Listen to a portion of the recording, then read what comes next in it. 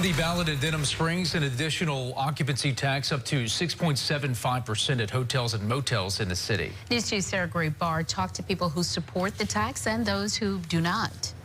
Michael, Sylvia, the money generated would go to the Denham Springs Fire and Police Departments to help raise salaries and benefits. The Fire and Police Departments say they need this tax to help retain employees. Hotel operators don't want the tax, fearing they'll lose customers and they'll have to cut costs and get rid of employees.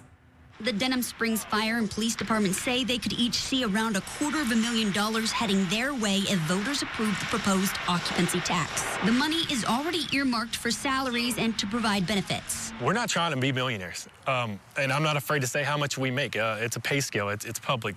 We're at about $17 an hour to hire a beginning police officer. I'm just trying to simply get you close to $20 an hour. The police department says in 2021, the fire and police responded to hotels in the area nearly 1,000 times. Denham Springs PD says this tax would make visitors pay for the services they use. We saw how many times we responded to those hotels and motels. We weren't responding to the citizens that were paying for our service. Well, we were, but it could have been a lengthier call time. It could have been, we can get to you after working this overdose at this motel. With the 3% occupancy tax already on the books, Livingston Parish tourism officials say Denham Springs could wind up with the highest occupancy tax in the state. First responders say it's worth it. Our average hotel in the city, the 9 hotels, is $70 a night, okay?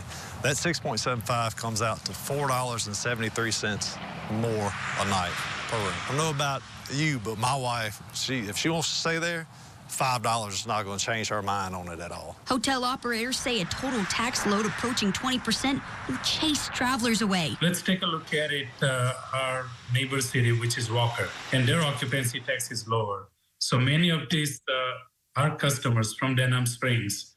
Once they find out their bottom line is much more higher, next time they will be staying in Walker or Baton Rouge. And the impact could be widespread. It would have a trickle-down effect on all the businesses. If you lose the traffic to the hotels over here, it'll have a negative impact or loss of revenue, not just to the hotels, but also to the restaurants, to the shopping. The hotel operators say they support bringing more funding to fire and police, but the burden shouldn't be on the hospitality industry alone. Sarah Barr, WBRZ News 2.